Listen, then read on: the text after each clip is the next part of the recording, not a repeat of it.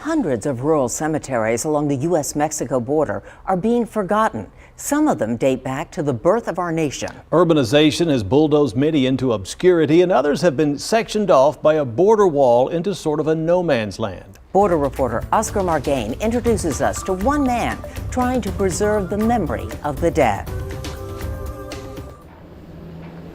Once they gave me the directions, I made it a point to come out here, and I saw what I saw, which was sad.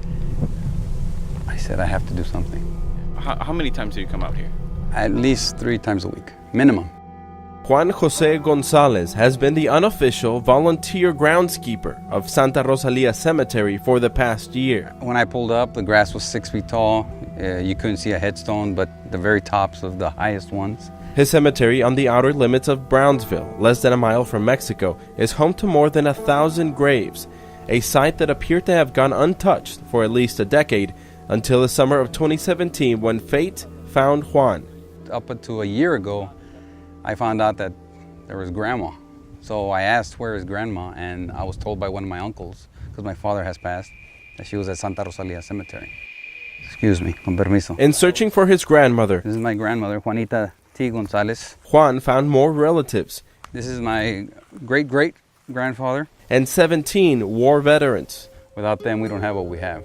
Is there one main reason that you believe that the cemetery was left unkept for so many years? The people that I've run into that now come and visit tell me the wall. They were insecure or not sure about, can we go through? I know we can, but a lot of people don't know that. So they just stop coming. This is another classic ranchito cemetery. This one's San Rafael.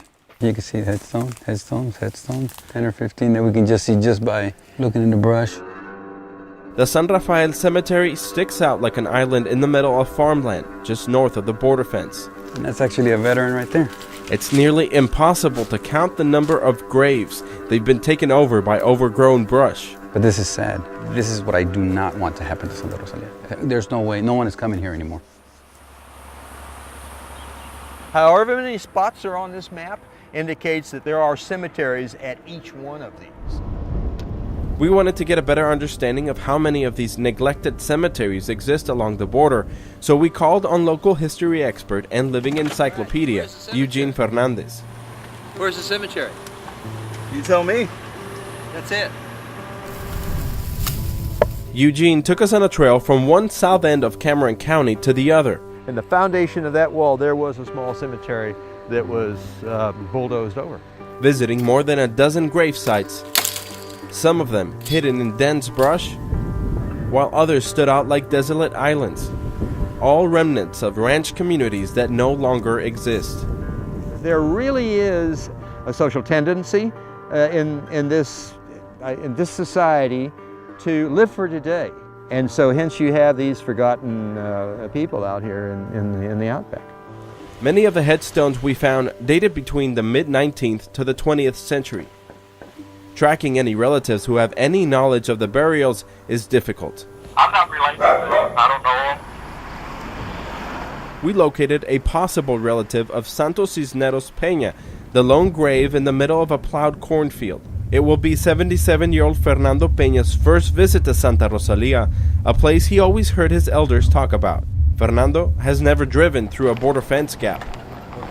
Fernando was interested in finding out about family he would always hear about but never met. Francisco Zamora, Adelaida Martinez. Uncles, cousins, great aunts. Teodosa, Cisneros Barrios.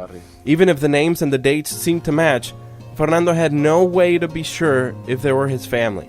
Antonio Barrios Cisneros, Noviembre 19. Something he finds regretful. Hacer una genealogía entre familia. It's difficult to build a genealogy tree because nobody wants to cooperate or waste their time, he says. The most important reason to honor your ancestors, says Fernando, is to have a notion of how they lived Tener una noción. And where you come from. Realizing what time can do to a cemetery if left unvisited, Juan and a handful of volunteers created the Santa Rosalia Preservation Society. I took it upon myself to make sure they weren't forgotten anymore. Not on your watch. Not on my watch. The group now looks after up to 5 generations worth of family and history. Their message, pay respects to the dead, and you'll keep their memory alive. Come visit them. They need us. On the Texas-Mexico border, Oscar Margain reporting.